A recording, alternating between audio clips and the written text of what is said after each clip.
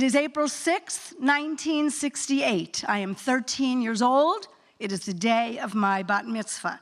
Now, all the girls in my Hebrew school had been given a choice between a Bat Mitzvah and a Sweet 16.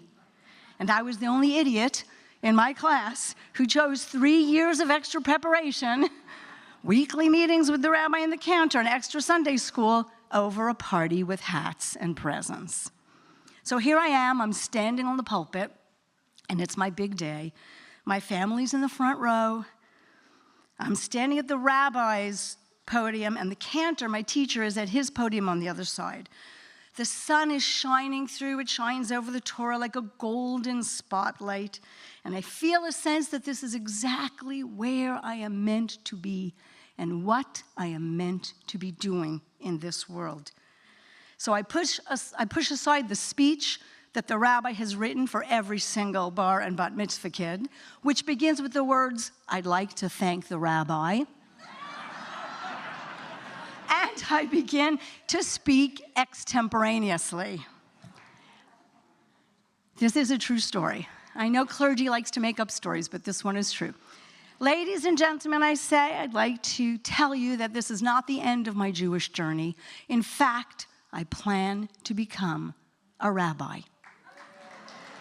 Well, it is 1968. I have never seen a woman in religious authority. In my synagogue, the only time the women went up was to pour grape juice into those little Dixie cups for the kids at the end of the service. And of course, there are no female rabbis yet. And so I feel the rabbi come up behind me. He pushes me away.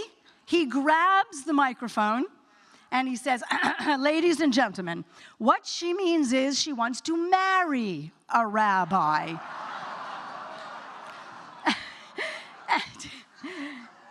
and be the rabbi's wife, which is called in Yiddish the Rebuttal.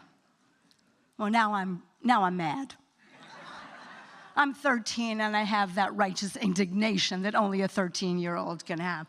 So I push him aside. I run over to the cantor's mic, I grab the cantor's mic, and I say, "Ladies and gentlemen, no, I mean, I'm going to be the rabbi and my husband can be the Rebuttal." And he is, in fact, and indeed, a great one. My mother, who wanted, I think, to be a rabbi, is sitting in the front row. She is bawling her eyes out. My father is coming up to the altar to strangle the rabbi. The cantor clears his throat, and into the microphone he says, "Ladies and gentlemen, let us continue the service on page 117.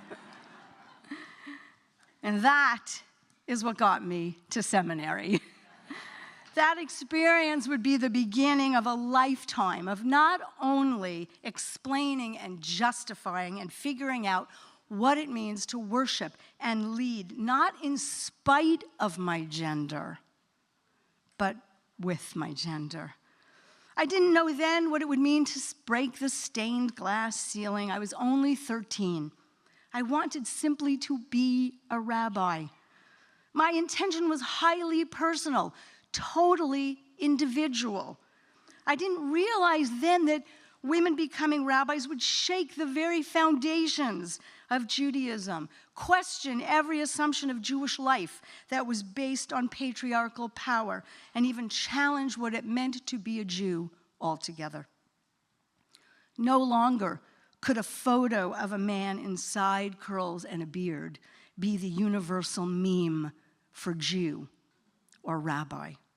No longer could a women in religion class suffice as an antidote for the general religion classes we had been taking all along when we realized that they were really men in religion classes.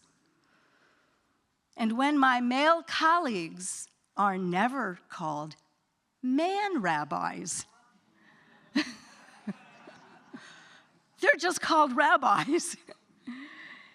I came to understand that pushing open the barriers for women in religion would eventually, as a consequence, push open the definitions of what it means to be a Jew or any religious person, and it would open the doors as a natural consequence for Jews of color, for LGBTQ plus Jews, for intermarried couples, and for anyone who felt marginalized by their own religious community.